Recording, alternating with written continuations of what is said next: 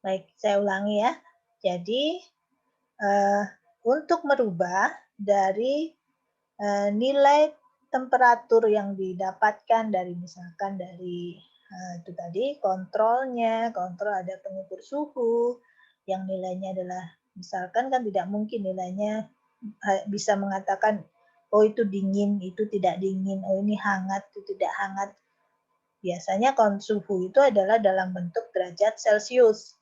Nah, bagaimana caranya merubah dari suhu yang dalam bentuk derajat Celcius ini menjadi bentuk eh, pernyataan manusia dalam bahasa tingkat tinggi, yaitu hangat, kemudian dingin, tidak dingin, dan seterusnya.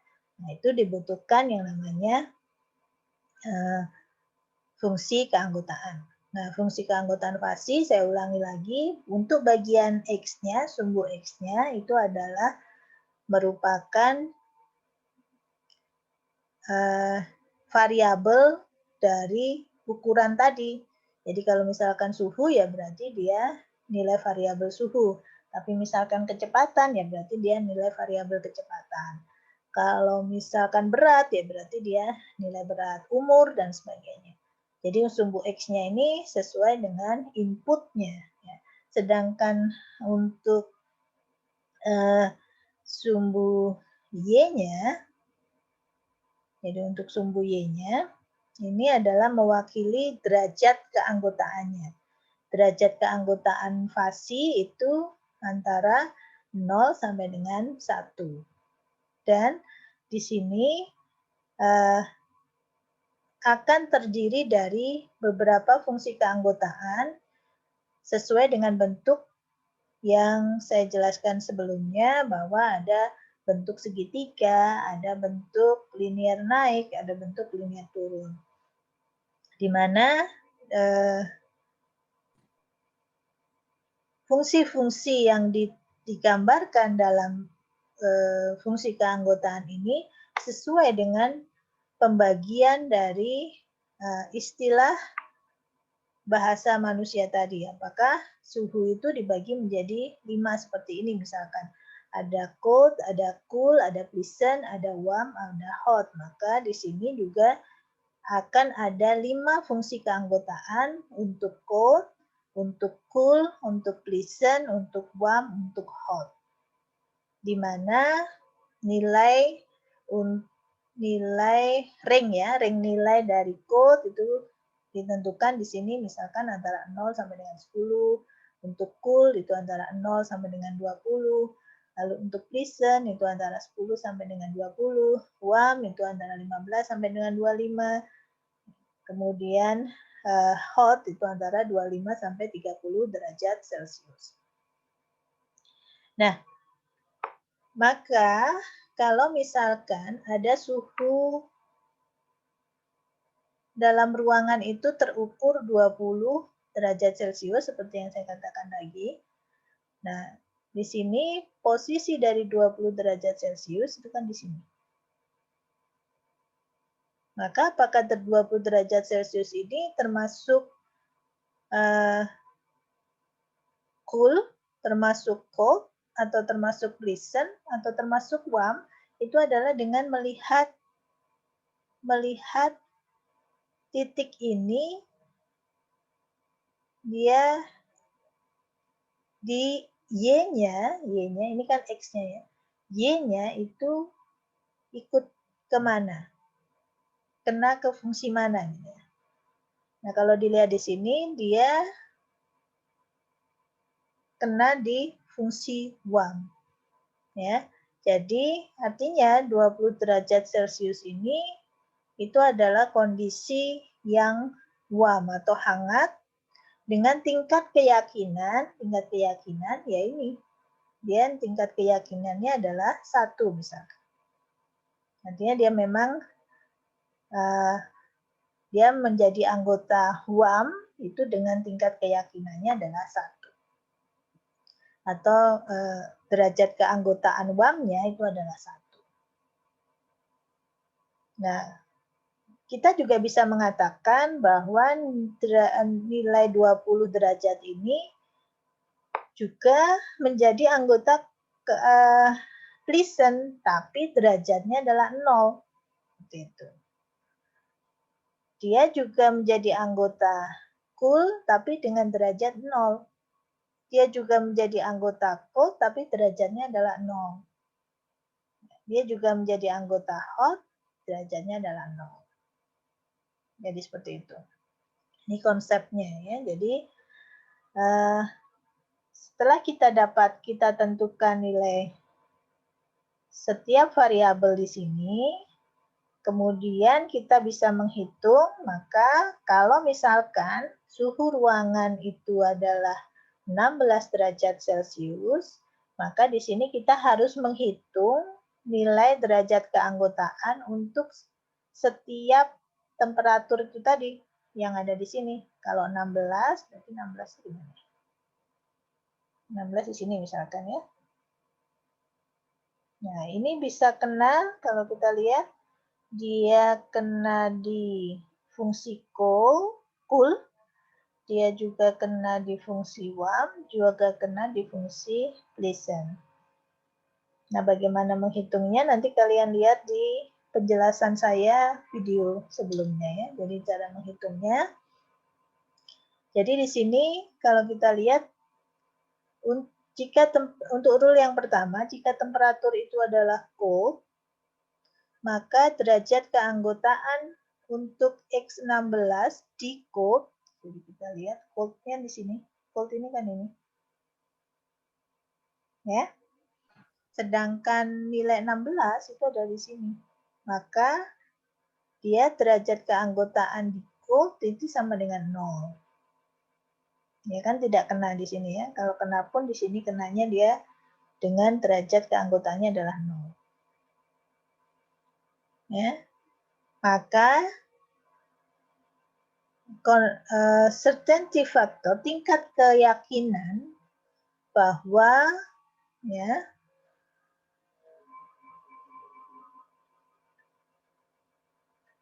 kan temporary code dengan kecepatan itu adalah very slow, jadi tingkat keyakinan bahwa kecepatan dari fan-nya itu very slow. Kalau kita menghitung dengan menggunakan rule 1 ini kan tingkat keyakinannya 0, sehingga CF keseluruhan itu sama dengan 0 kali 0,8, hasilnya adalah 0.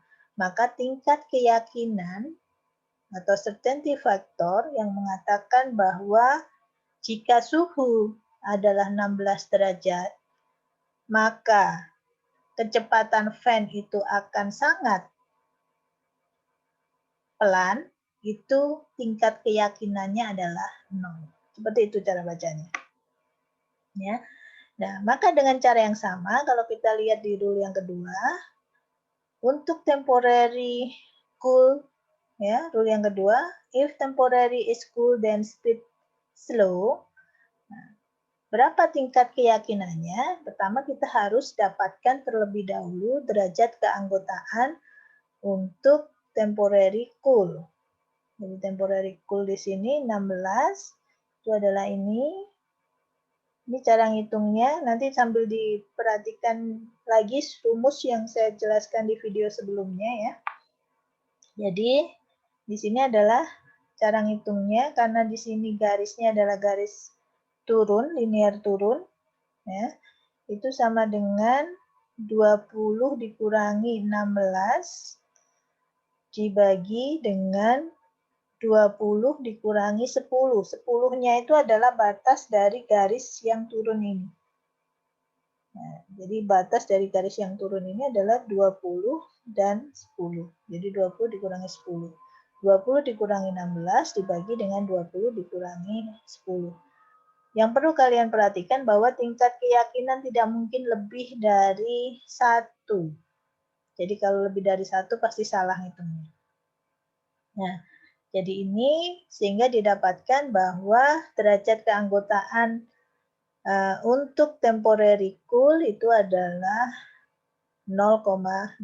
Sehingga tingkat keyakinan bahwa untuk kalau suhu ruangan itu adalah 16 derajat Celcius, maka akan menyebabkan putaran fan itu adalah slow, sesuai dengan aturan yang kedua, itu tingkat keyakinannya atau certainty factor-nya itu sama dengan 36% atau 0,36.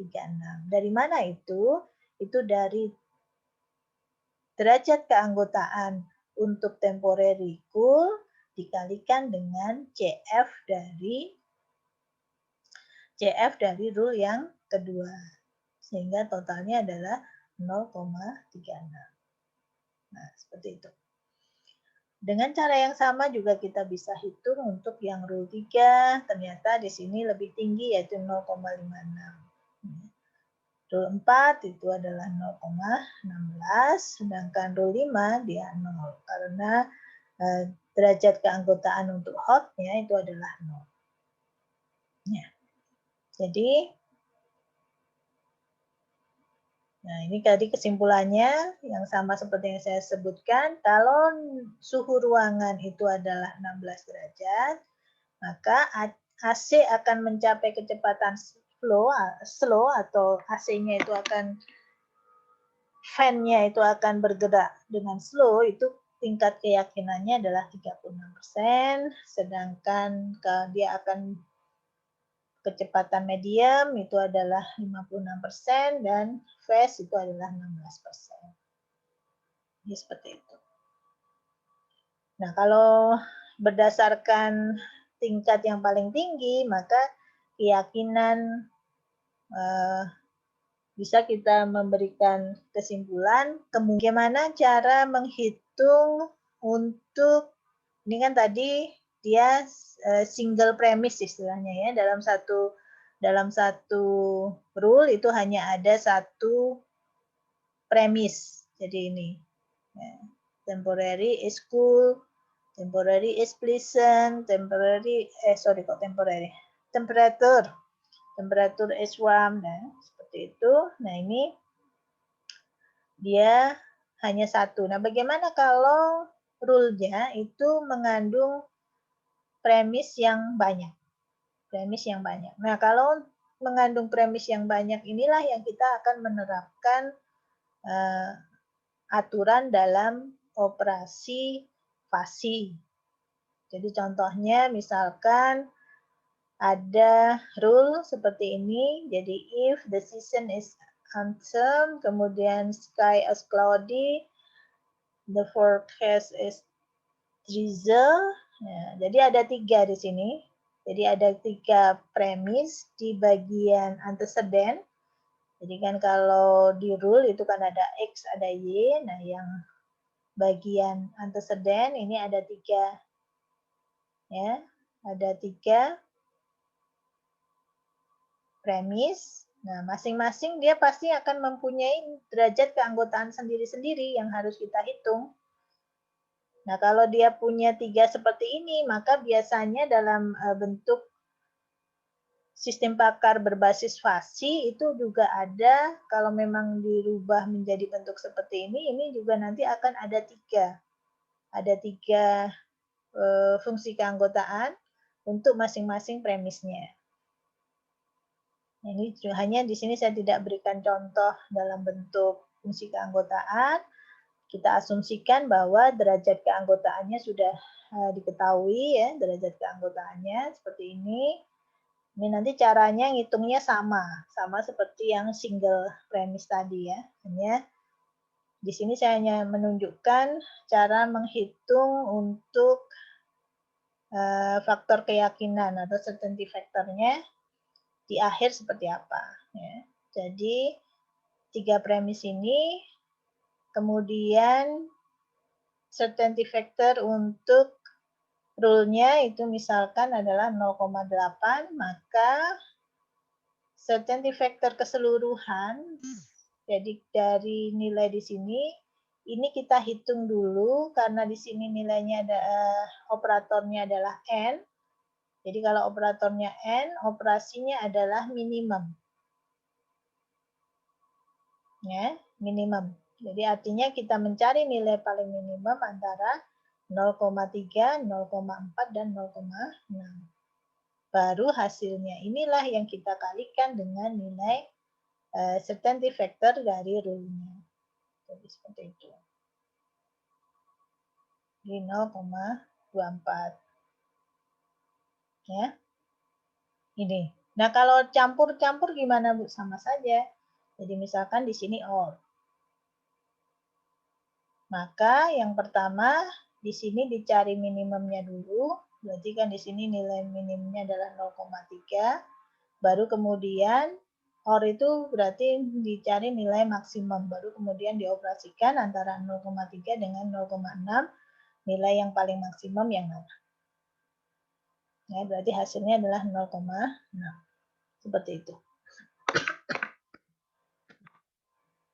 Ya.